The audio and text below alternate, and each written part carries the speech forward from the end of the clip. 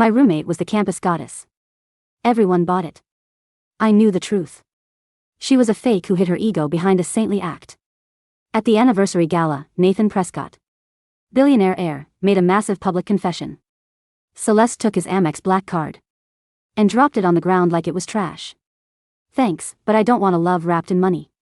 Real affection is pure. Romance built on wealth is cheap. The crowd ate it up. Overnight, Celeste was a legend. Nathan stood there humiliated, bent to pick up the card. And a voice echoed in my head. This poor kid's been starving for love his whole life. He thinks money fixes everything. Who knew she'd treat gold like dirt? His parents are desperate. The second they heard he liked a girl, they offered estates, yachts, connections. He's imprinting hard. Whoever saves him from this humiliation gets his devotion forever. The voice came from the card itself. I was stunned. My grandmother was in the ICU. Bills piling up. I looked at Nathan's broken face and said, Nathan, can I be your girlfriend? Back in my dorm, Megan stood on my notes. Well. The desperate scavenger returns. Celeste dumped him, and you jumped in. Shameless Rachel splashed water across my desk. Ugly duckling playing swan. You're not even close to Celeste. She's an angel. You're a toad. He said he'd think about it. That's code for get lost. I knelt and gathered my wet papers. They didn't know, the black card had whispered. 20 years old, never held a girl's hand. Just got confessed to in public. Heart rate 200 BPM. Panicking. No idea what to do. Celeste sighed from her desk. Don't be mean. Ava's family is struggling. Her grandmother's dying. Hospital bills are crushing her. Of course she'd chase a billionaire. Let's be understanding. The room exploded. Celeste. You're too kind. She stabs you in the back and you defend her? I shot them a cold look. Celeste was no goddess. She'd flirted with Nathan for weeks, leading him on. When he finally confessed, she used him to make herself look untouchable. Celeste took my hand. How about this? I'll organize a charity for your grandma. And I'll explain to Nathan for you. Rich playboys are all the same. His confession was probably just truth or dare. You're too naive. He'll use you and dump you. And your reputation will be ruined. He looked so sincere. Megan and Rachel nodded along. I laughed. You're right. I need money. If you want him so bad, go confess yourselves. They went quiet. Celeste stomped out. The others followed. My phone buzzed. Nathan sent a friend request. I accepted. Nathan Prescott transferred you $50,000. His first message. Daily limit hit. Send me your bank info. Who sends 50 grand the second they add someone? The black card had said. Nathan got more attached the more a girl spent. In his head, needing his money meant needing him. I accepted. The money would cover my grandma's ICU. He's sweating, terrified she'd play games like Celeste. Seeing her accept made him breathe again. Send the account number. More materialistic she acts, the safer he feels she'll stay. I sent my info. Minutes passed. No reply. Doubt crept in. Maybe I was hallucinating. Maybe the money was just to get rid of me. I closed the chat, applied for scholarships, confirmed tutoring gigs, looked into loans. I'd find a way on my own. After Nathan's failed confession, Celeste went viral again. Campus goddess. Now untouchable. Pure-hearted muse. Photo of me picking up the card went online. I was labeled a gold digger. A desperate opportunist. Nathan hasn't replied. He's probably scared off by that leech. Celeste pinned a comment. Be kind to Ava. She's under financial pressure. She'll learn. Money doesn't buy love. Hundreds replied. Nathan could never like someone like me. He was just waiting for Celeste. Next day, Megan kicked my chair. Tried to bag a billionaire and got destroyed online. What's next? Fake suicide? No. I kept working. No messages from Nathan all day.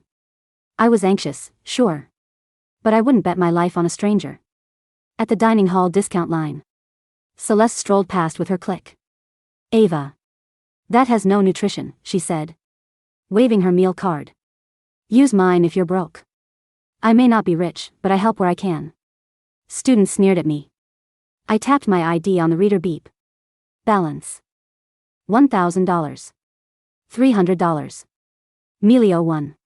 10,000. A million. A guy behind me yelled, "Who puts a million on a meal card?" I froze. The black card roared. Poor master. Trapped in a European summit for 10 hours. Couldn't touch his phone. Had his assistant load lunch money on her card. So she wouldn't go hungry. Lunch money? I almost laughed. Celeste went pale. Ava. I know being mocked hurts. But you don't need to fake a balance. The crowd turned. Fake. How's an honor student this desperate that her grades are fake, too? Someone knocked my tray to the floor. Students shoved me. Don't touch me. I pushed back. Celeste smirked. Everyone calm down. Ava's insecure. She took a wrong turn, that's all. Phones recorded Celeste, the forgiving angel. A commotion at the entrance. Megan grabbed Celeste's arm. Is that Nathan's motorcade? He's coming to confess again. Celeste adjusted her hair. The head butler stepped out. Disappointment flickered across Celeste's face. Miss White, he said. Mr. and Mrs. Prescott invite you to the estate. Gasped. Celeste lifted her chin. I refuse. I want real friends. Not billionaires trying to corrupt my morals. The crowd ate it up. Our goddess. I noticed Celeste bite her lip. The butler turned to me. Miss Lynn. Please come with me. I nodded. All right. Chaos as I got in the limo. Why her? Is Nathan actually with charity case? Ava, please. Prescott family is paying her off. Look at her antics, fake card. Fancy car. All rented. Megan clutched Celeste. Thank God you didn't go. It was a trap. Celeste forced a smile. Inside, the butler handed me a black card. He didn't invite Miss White at all. The whole idea came from his parents. Inviting you was the young master's personal instruction. The card fendered in my mind. He finds bank transfers tedious. Gave you a card. Spend whatever. The more you spend, the happier he gets. He cleared your grandmother's medical bills. Fluent specialists from the Mayo Clinic. You can breathe now. Warmth flooded me. At the hospital, my grandma was sitting up. Color back in her face. I cried. Nathan walked in, shoving a heavy designer bag into my arms. She's stable. The specialist arrives tonight. I'd waited months. He'd done it in hours. What's this? I asked. Souvenirs. My friend said you bring gifts for your girlfriend. The black card whispered. He bought one of everything. Terrified you'll call him vulgar. I smiled. Thank you. I love it. Nathan. Does this mean you accept? He flushed. Yeah. We can try lunch, he asked. I followed. In the elevator. A panicked voice. He's got severe claustrophobia. Can't handle enclosed spaces. I reached for his hand. His ears went red. Palm trembling, he leaned closer about my grandma. Thank you. No need. Brain short-circuited. Forgot all about being scared. I leaned closer. His fingers tightened around mine. He held my hand until Celeste texted. When I pulled away to check. His face fell. Are you okay? Did they humiliate you? I replied. I didn't go to the estate. Celeste said relief was worried. I didn't respond. After dinner. Nathan bought me clothes and jewelry. I didn't refuse the black card that he loved dressing me up. Late that night, I walked into my dorm with armfuls of bags. Well. Knockoffs to impress us. Ava. Stop pretending. You're a curse as a roommate. Megan and Rachel sneered. Celeste's eyes locked on the logos. Deep fakes, Celeste said smoothly. Don't touch them. My phone buzzed. Another transfer from Nathan. Can't bear to be apart. Too shy to ask if she's safe.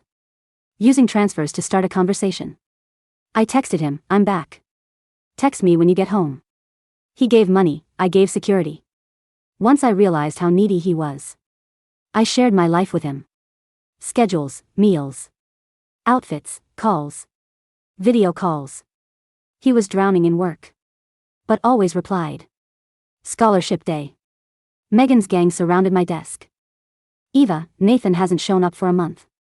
You look ridiculous pretending you're dating a billionaire. She's lost it. Created a fantasy boyfriend. I said coldly. Believe what you want. Celeste walked out of the advisor's office. The girls quieted. Since Nathan hadn't confessed to Celeste again, people assumed it was over. Ava, Celeste said. You spent money renting cars and buying fakes. What would your grandma think? This scholarship should go to someone who needs it. Beside, the Prescott family invited me to their private gala. Once everyone sees the truth, how will you face people? Wouldn't it be better to admit Nathan never accepted you? I frowned. A gala? Nathan had mentioned one. He said he mailed me an invitation. Megan chimed in. No one enters without an invitation. The girls swarmed Celeste. Could Nathan be planning another confession? He went silent for a month. Preparing a surprise. Parents will recognize you as their daughter-in-law. Celeste stayed cool. I'm not going. She had refused the Prescott gala 3 days before. I passed Celeste's desk. Faint voice came from her locked drawer, where a gold invitation was hidden. She claims she's not going. But she emptied her savings to rent a gown and jewelry from a boutique on Rodeo Drive. That thief is so full of hypocrisy. The night of the gala, Celeste wore a sweeping gown. Reluctant face. It's formal. I need to clear things up with Nathan. Megan and Rachel begged to come. Celeste, the future daughter-in-law. Taking friends is nothing. Celeste nodded. She turned to me. Ava, come. It must be lonely here. Nathan was begging me to come on my phone. I'd wanted to study. Megan sneered. You're just scared to see Nathan in person. I closed my book. Fine. I'll go. 8 p.m. The Prescott estate blazed with chandeliers. Luxury cars everywhere. Megan and Rachel stared speechless. Celeste presented her gold invitation. I'm Celeste White, invited by the Prescott family. The guard glanced at it. Sorry. This name isn't on the master VIP list. Celeste's face reddened. This is genuine. What's the meaning of this? Megan and Rachel argued. Security asked them to step aside. Suddenly the gate swung open. Show respect to our guest. Megan smirked. See? They're coming to apologize to Celeste. Celeste straightened a triumphant smile. A distinguished couple in formal wear hurried toward the gates. Thank goodness. We've been waiting for you to arrive. The wrought iron gates of the Prescott estate stood 30 feet tall, gilded, with gold leaf and guarded by private security personnel in charcoal suits. Beyond the gates, the private driveway carved through acres of manicured lawn, illuminated by crystal lanterns lining the cobblestone path. Celeste White stood under the glare of the security floodlights, the hem of her rented lavender tulle gown brushing the damp pavement. A radiant, practice-perfect smile was frozen on her face. Behind her, Megan and Rachel were practically vibrating with vicarious vanity, craning their necks to catch a glimpse of the high society elite stepping out of Rolls-Royces and Maybachs. I told you, Megan whispered, her voice dripping with smug triumph. Look at them rushing over. The master and mistress of the Prescott family are coming out personally to greet Celeste. Rachel smirked, throwing a vicious glare over her shoulder at Ava, who stood quietly near the curb in a simple, tailored navy coat. Some scavengers really don't know their place. Tagging along like a stray dog. Ava, you better memorize the sight of these gates, because you'll never see the inside of them. Celeste took a demure, graceful breath. She patted her styled waves, lifted her chin to just the right angle, the angle that had won her millions of views on social media as the unattainable muse, and took 2 steps forward, extending a delicate, manicured hand. Mr. and Mrs. Prescott, Celeste began, pitching her voice into that breathy, virtuous cadence she reserved for public charity events. You really didn't have to trouble yourselves. I only came tonight because I felt it was my moral duty to make things clear with Nathan. Wealth cannot buy affection, and I wanted to ensure. She didn't get to finish the sentence. Arthur Prescott, a titan of global shipping and venture capital, didn't even blink in Celeste's direction. His broad shoulder clipped her lavender tulle so hard she stumbled 2 steps backward into the gravel. Beside him, Eleanor Prescott, a woman whose family name was engraved on museum Wings and Ivy League libraries, didn't spare Celeste a single glance. Her eyes swept straight past the trio of college girls, locking directly onto Ava. "Oh, sweetheart." Eleanor cried out, her face breaking into an expression of profound, maternal relief. Before Celeste could regain her balance, Eleanor Prescott had rushed across the pavement, bypassed the entire group, and seized Ava's hands with warm, trembling fingers. "You're finally here," Eleanor said, looking Ava up and down with genuine worry in her eyes. "Nathan told us you were studying until 7. Did you eat dinner? Is your coat warm enough? Arthur, look at her hands, she's freezing. Why didn't you let the chauffeur bring the Maybach right up to your dorm steps?" In Ava's small evening clutch, the Amex black card gave a violent, telepathic shudder. System alert. System alert. Look at Mother Prescott's heart rate. She spent 4 hours baking cookies this afternoon because she read in Nathan's private notes that Ava likes dark chocolate. She thinks Ava is an angel sent down from heaven to rescue her socially crippled son. Treat her nicely, boss lady, or the mother will cry. Ava blinked, momentarily startled by the card's sudden voice, but the warmth radiating from Eleanor's hands was real. "Mrs. Prescott, please don't worry," Ava said softly, offering a polite, genuine smile. "I took the shuttle over. It was very fast. And thank you so much for the medical team you sent to the hospital. My grandmother. She sat up and ate broth today for the first time in 6 months." Eleanor's eyes instantly welled with tears. She patted Ava's cheek tenderly. "Oh, darling, that's nothing. Nathan would move mountains if you asked him to. Come inside, quickly. Nathan's been pacing the foyer since 6 o'clock. He's already adjusted his tie 42 times." Celeste stood frozen on the pavement. The blood had completely drained from her face, leaving her foundation looking like chalk. "Excuse me?" Megan shrieked, unable to contain herself. "Are you blind? This is Celeste White, the campus goddess. The one your son confessed to at the university gala. Ava is just a scholarship leech who stole Nathan's money while he was vulnerable."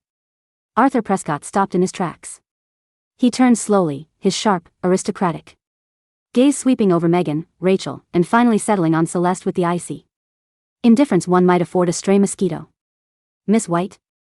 Arthur's voice was deep, resonant, and completely devoid of warmth. "The girl who threw our family's black card onto the floor for internet clout." Celeste choked on her breath. I was upholding my principles. I didn't want Nathan to think women can be bought.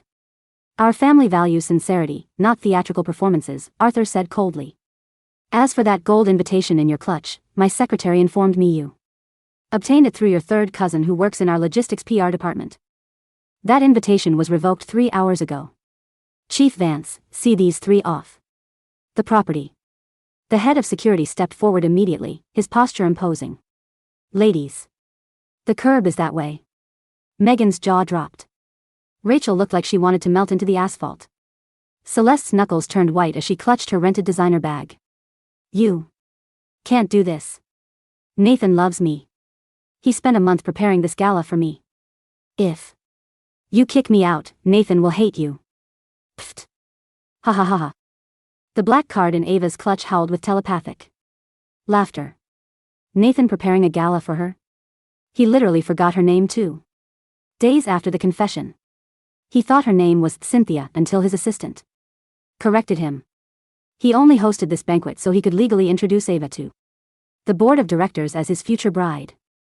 "Young Master Nathan didn't invite you, Miss White," Chief Vance said flatly, signaling 2 guards. "Please leave before we call the city police for trespassing." Eleanor Prescott didn't even look back at the commotion. She linked her arm through Ava's, pulling her gently toward the grand double doors of the manor. "Pay them no mind, darling. Let's get you inside." Nathan bought out an entire French pâtisserie's dessert line for tonight, just in case you wanted sweets. As Ava was escorted through the glowing archway, she glanced back one last time. Under the harsh security lights, Celeste was screaming at the guards, her pristine, saintly mask cracking down the middle, while dozens of arriving guests in limousines rolled down their windows to film the campus goddess being turned away like a common gatecrasher. The grand ballroom of the Prescott Manor was an ocean of crystal chandeliers, champagne towers, and old-money aristocracy. String quartets played softly from the mezzanine, and waitstaff in white gloves moved silently through the crowd of CEOs, senators, and European dignitaries. Yet the moment Ava walked into the room on Eleanor Prescott's arm, a hush fell over the hall. Ava wasn't wearing a dramatic ball gown. She wore a simple, elegant midnight blue velvet dress that Nathan had sent to her dorm the day before, accented by a single diamond pendant.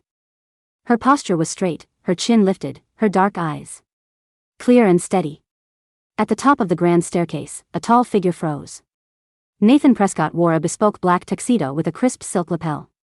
With his sharp jawline, high cheekbones, and piercing hazel eyes, he looked every bit the ruthless heir to a multinational empire. To the business titans in the room, he was an intimidating prodigy who had successfully closed a multi-billion-dollar merger in London before turning 21. But as his eyes locked onto Ava, his entire composure shattered. Emergency alert. Emergency alert. The black card vibrated in Ava's purse, accompanied by a chorus of other psychic whispers from the room. Cufflinks reporting, young master's pulse has jumped to 180. His palms are sweating so much he's worried he'll ruin his silk sleeves. Bowtie reporting, he forgot how to breathe. He's repeating in his head, don't trip down the stairs, don't trip down the stairs, look cool, look mature. Ava had to suppress a genuine laugh. Beneath that imposing, icy billionaire exterior was a boy who had spent his entire life being treated like a walking checkbook, terrified that the first person he actually cared about would vanish if he blinked. Nathan descended the stairs, his strides long and deliberate. He stopped exactly 2 feet in front of Ava. His face was rigid with an effort to appear casual, but the tips of his ears were burning a bright, undeniable crimson. You came, Nathan said. His voice was lower than usual, thick with tension. You invited me, Ava replied, tilting her head with a faint smile. Did you think I wouldn't? Nathan shifted his weight, his eyes darting to the floor for a fraction of a second before meeting hers again. I thought you might find this boring. Or vulgar. My friend said rich parties are vulgar. Look at him, the black card chimed in Ava's mind. He spent 3 hours debating whether to cancel the entire orchestra because he was worried classical music was too pretentious. He wants you to tell him he did a good job. Praise him, boss lady. Ava stepped closer, closing the distance between them. She reached out and lightly straightened his bow tie. Nathan's breath hitched. He froze entirely, staring at her as if she had cast a spell on him. It's not vulgar, Ava said softly, looking straight into his anxious hazel eyes. It's beautiful. And you look very handsome, Nathan. A visible wave of relief washed over Nathan's face. The tension left his shoulders, and for the first time that evening, a small, genuine smile touched the corner of his lips. I got something for you, Nathan muttered, reaching into his inner tuxedo pocket. He pulled out a flat velvet box and clicked it open.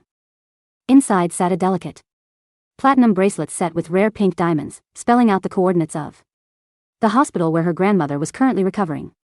The doctor said your grandmother's vitals are completely stable, Nathan said quietly, his voice dropping so only she could hear. The specialist transferred her to the VIP presidential pavilion this afternoon. She has 3 private nurses around the clock. You don't have to worry about shifts or medical bills ever again, Ava. I handled everything. Ava looked at the bracelet, then up at the boy who had done all of this without asking for a single thing in return. Nathan, she said softly, her voice thick with emotion. You don't have to buy me diamonds every time you do something kind. Nathan's face fell slightly, a flicker of that deep-seated panic returning to his eyes. Do you not like it? I can return it. I can buy sapphire, or emeralds, or... Ava grabbed his wrist gently, stopping his frantic rambling. I love it, she said honestly. Put it on me. Nathan's hands trembled slightly as he clasped the platinum band around her slender wrist. When his fingers brushed against her skin, he let out a slow, steady breath, as if the physical contact finally grounded him in reality. I won't let anyone hurt you, Ava, Nathan murmured, his thumb lightly stroking the back of her hand. Not your roommates. Not the internet. Nobody. Before Ava could answer, a commotion echoed from the grand entrance of the ballroom. Despite being escorted off the main driveway, Celeste had not left. Through an acquaintance from the university's student council whose father was a minor shareholder in one of the Prescott subsidiaries, Celeste, Megan, and Rachel had managed to slip into the estate through the secondary entrance, reserved for media and junior staff. Celeste's eyes were bloodshot, but her makeup had been frantically reappeared in a public restroom mirror. She held her phone out, screen glowing, live streaming directly to the university's massive online forum and her 500,000 social media followers. "Everyone, look," Celeste whispered into her phone's microphone, her voice trembling with manufactured tears. "We managed to get inside. I came here tonight to save Ava from ruining her life. She doesn't understand the dangerous games these wealthy playboys play. She's being used as a pawn to make me jealous, and I won't stand by and let a fellow student destroy herself for money." The live chat was scrolling at lightning speed. Celeste is truly an angel. Even after Ava stole her man, she still goes to save her. Look at the Prescott Manor, it's insane. Ava sold her soul for a taste of luxury. Expose them, goddess. Show the world what happens when gold diggers try to climb social ladders. Emboldened by the thousands of comments praising her moral purity, Celeste marched into the ballroom, her lavender tulle skirt trailing behind her, with Megan and Rachel flanking her like loyal guard dogs. The room's conversations died down as the trio approached the central dais where Nathan and Ava stood beside Arthur and Eleanor Prescott. "Nathan," Celeste called out, her voice loud enough to slice through the murmur of the orchestra. Nathan didn't turn around immediately. When he did, his expression was completely devoid of the warmth he had shown Ava. His hazel eyes were cold, flat, and menacing. Celeste stepped into the circle of light beneath the central chandelier, holding her phone high to capture Nathan's face on stream. "Nathan, you can stop this charade now," Celeste proclaimed, her chin raised in tragic defiance. "I know why you invited Ava here. I know you paid for her grandmother's bills, bought her fake clothes, and loaded money onto her meal card. You did all of this just to get a reaction out of me, didn't you?" A collective murmur rippled through the high society guests. Arthur Prescott frowned, raising a hand to signal the security team, but Nathan subtly raised his own hand, stopping his father. Nathan stepped forward, shielding Ava slightly behind his shoulder. "Who gave you permission to step into my house?" Celeste smiled sadly, shaking her head. "Nathan, you don't have to pretend to be cold. I know your heart was broken when I rejected your black card at the anniversary gala. But I rejected you because I wanted you to become a better man. I wanted you to understand that love isn't a transaction." She turned the camera toward Ava, her voice taking on a sharp, biting edge. "And you, Ava Lynn. Are you proud of yourself? Selling your dignity for a hospital bill and a rented designer dress? Everyone on campus knows you picked up the black card I threw away like a dog scavenging for scraps. You think you're his girlfriend? To Nathan Prescott, you are nothing more than a cheap substitute to make me jealous." Megan chimed in loudly from behind her, playing to the live camera. "That's right. Ava has been lying to everyone. She rented cars, faked her meal card balance, and stole university scholarship funds to buy knockoff jewelry. She's a fraud." The room fell dead silent. The black card in Ava's clutch was practically screaming. "This hypocritical leech," the card roared in Ava's head. "She's recording. Thinks she's the main character. Boss lady, look at her clutch. Look at the gold compact inside her bag. Ask her where she got the money for that dress." Ava stepped out from behind Nathan's shoulder. Her expression wasn't angry, it was calm, cold, and razor-sharp. "Celeste," Ava said, her voice clear and carrying effortlessly across the silent ballroom. "You talk a lot about dignity and purity. But let's talk about reality. For a second." Celeste sneered. "What reality? The reality that you're a gold digger?" "No," Ava said calmly, pulling her phone from her clutch. "The reality of what happened before the university anniversary gala." Ava tapped her phone screen and connected it directly to the ballroom's massive multimedia projector, which had been set up for the Prescott family's corporate announcement. A sudden click echoed through the audio system, and the giant display behind the stage flickered to life. On the screen appeared a high-resolution screenshot of Celeste's private chat logs with Nathan from 3 months prior.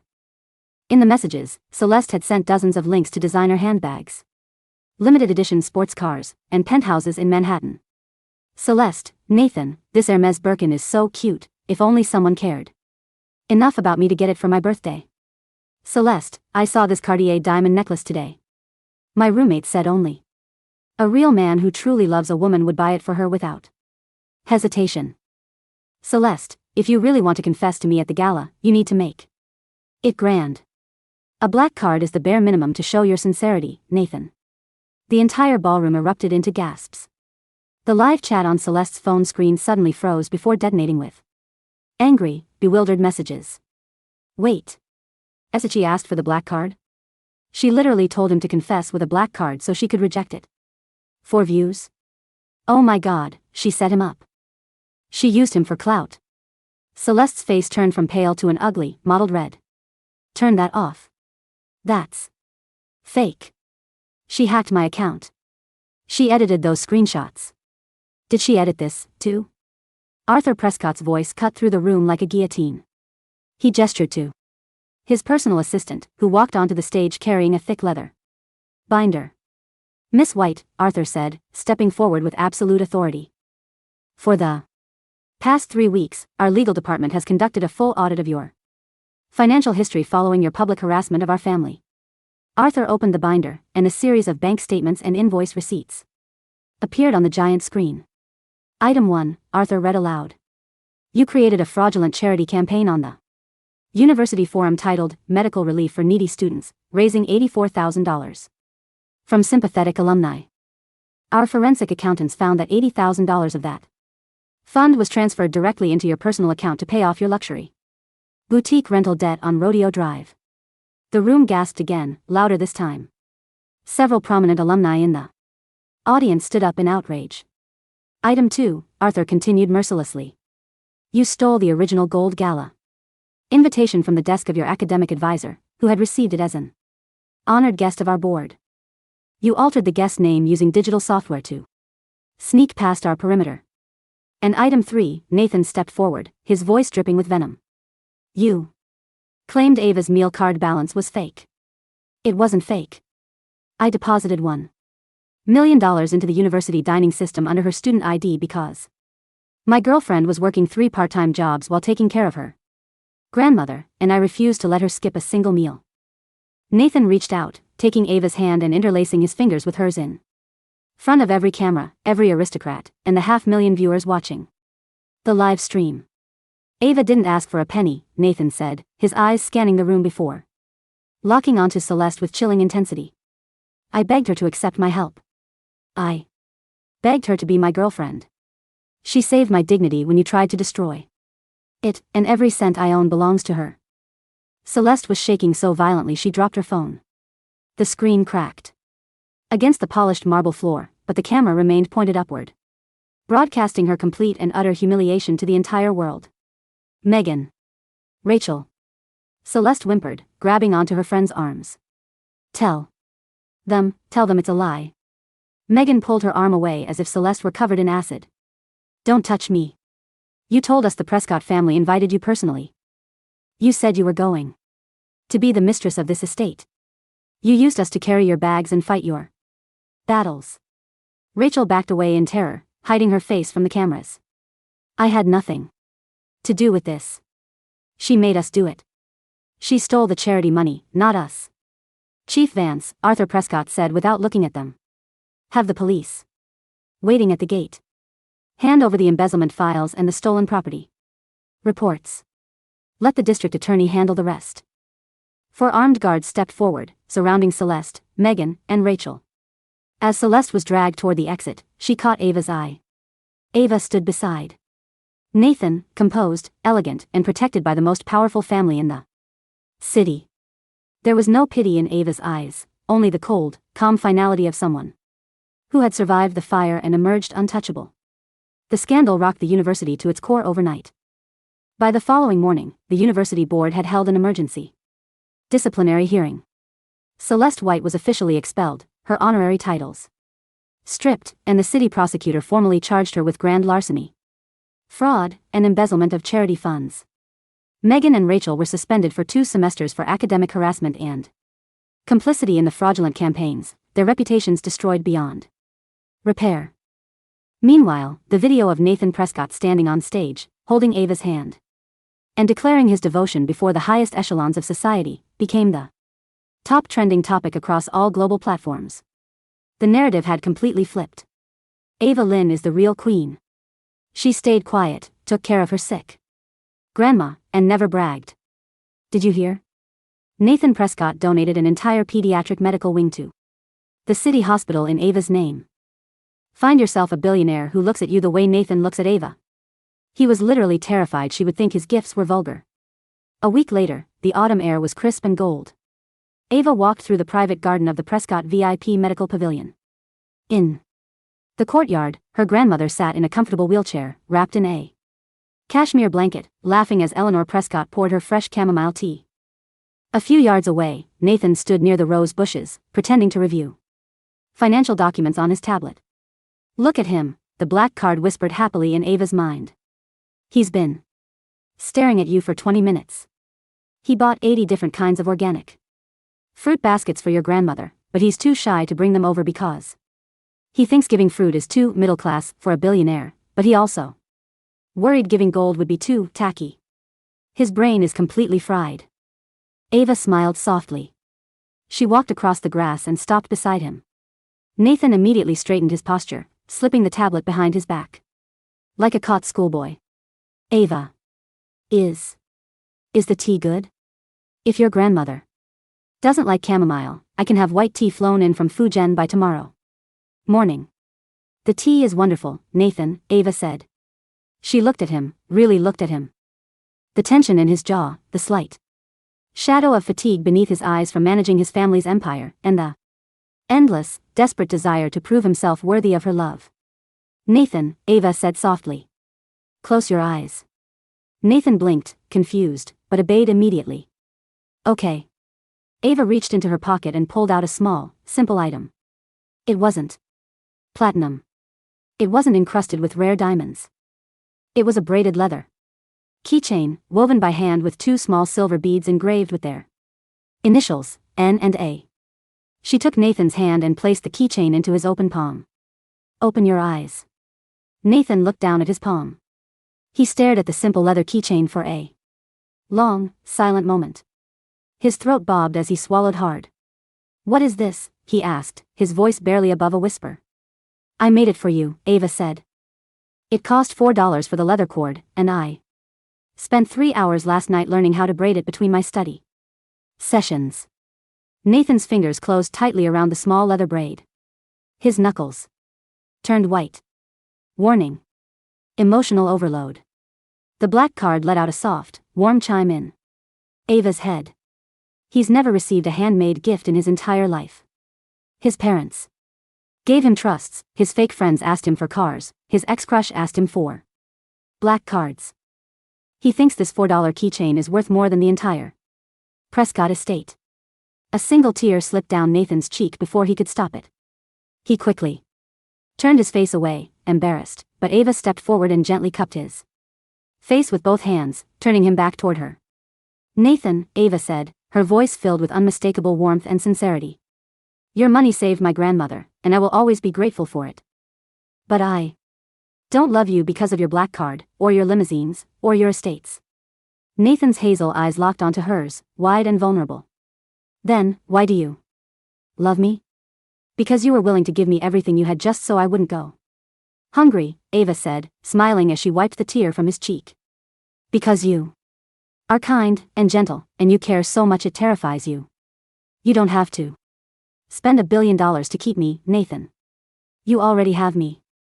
Nathan stared at her, his chest heaving as the last remnants of his lifelong insecurity crumbled away into dust. He pulled her into his arms, wrapping his strong arms tightly around her waist, burying his face in the crook of her neck. He held her as if she were the only real, solid thing in a world made of paper and gold. I won't let you go, Nathan whispered fiercely into her hair. Never. I know, Ava murmured, resting her head against his chest, listening to the steady, powerful rhythm of his heartbeat. Inside her purse, the Amex black card gave one final, peaceful hum. Mission complete. Heart rate, steady. Soul, healed. Going to sleep now, boss. Lady. Enjoy your happily ever after. Ava smiled, closing her eyes in the warm autumn sunlight, knowing that from this moment on, they didn't need magic cards or whispered secrets anymore. They had each other.